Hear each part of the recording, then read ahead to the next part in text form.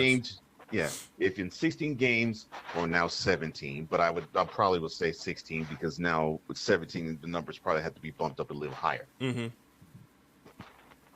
So I'll say in 17 games, if the running back gains, I don't know, about 2,050 yards in a season, they would be considered almost a runaway MVP candidate. Almost. Yeah. I say almost because Derrick Henry did reach 2,016 games and didn't get a sniff of the award. No, he didn't, and that angered me. It angered me too. Uh, so you have that normally as a barometer, or a dynamic season like Taylor had in '86. Mm-hmm. Or But something if like what it's Roger Craig did the year prior. And yeah, or yeah, I'm gonna keep mentioning hmm Roger Craig. I'm gonna yeah, keep mentioning Roger Craig because I had a tat with someone on social media that said Roger Craig should never get in the Hall of Fame, and I said obviously you haven't seen him play, but I digress. I mean, yeah. One year he goes to thousand yards receiving, 1,000 yards rushing, and another year he leads the league in rushing. Mm-hmm. Yeah, it's hard to say he shouldn't, but yes, another discussion for another time. Another discussion for another time. What sucks about the MVP voting is that it is drawn to quarterbacks who put up numbers where it's fantasy football esque.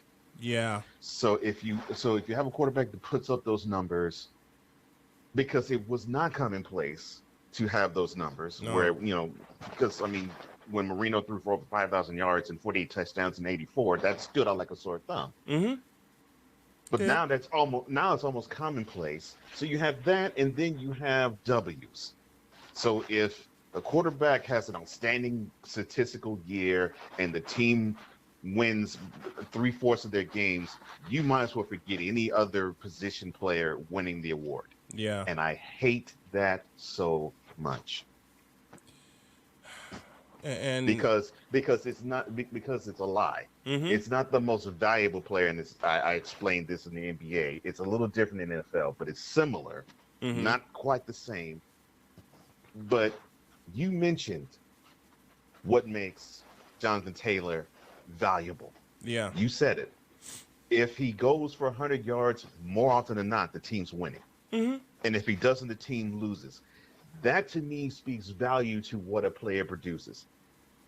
Now, to me, the team winning and Rodgers throwing for 200 yards, that's not valuable to me.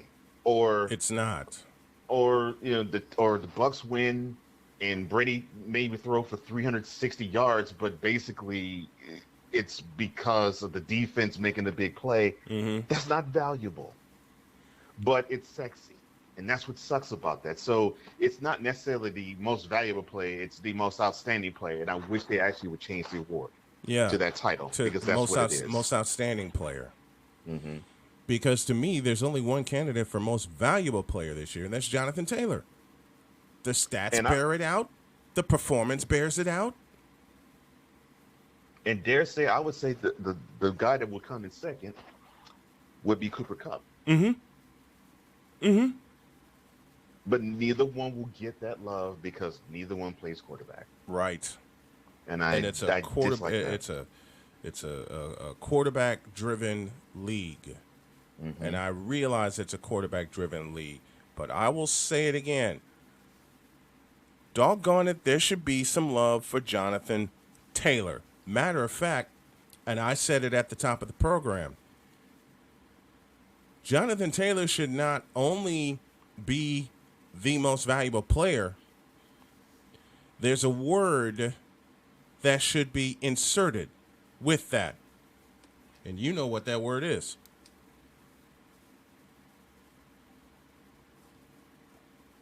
And that word is unanimous. I I would love to actually see voters have that type of gumption to do that. Mm-hmm. But here's another thing that these voters love to do. They love to write narratives. So Yep.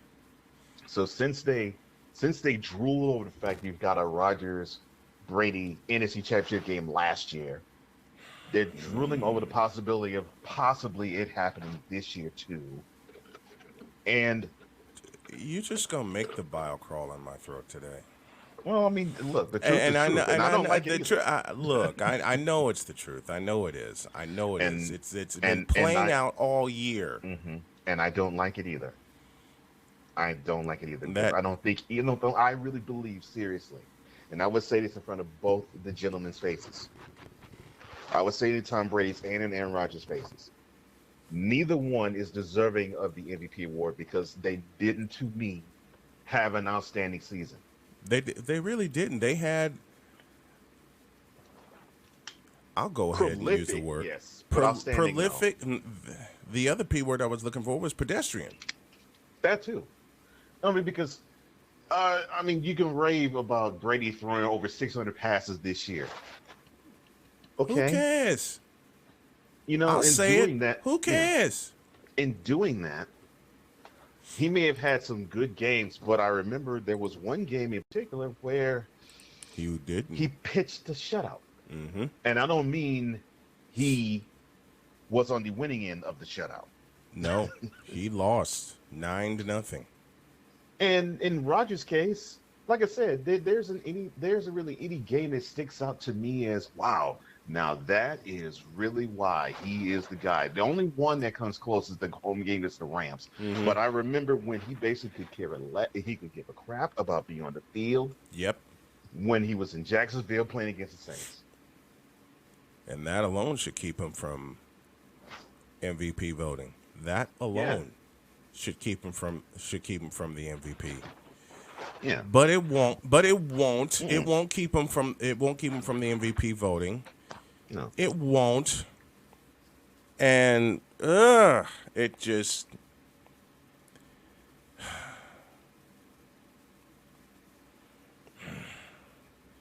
I'll leave it I, there. I hate it when people who deserve to have awards don't get it either.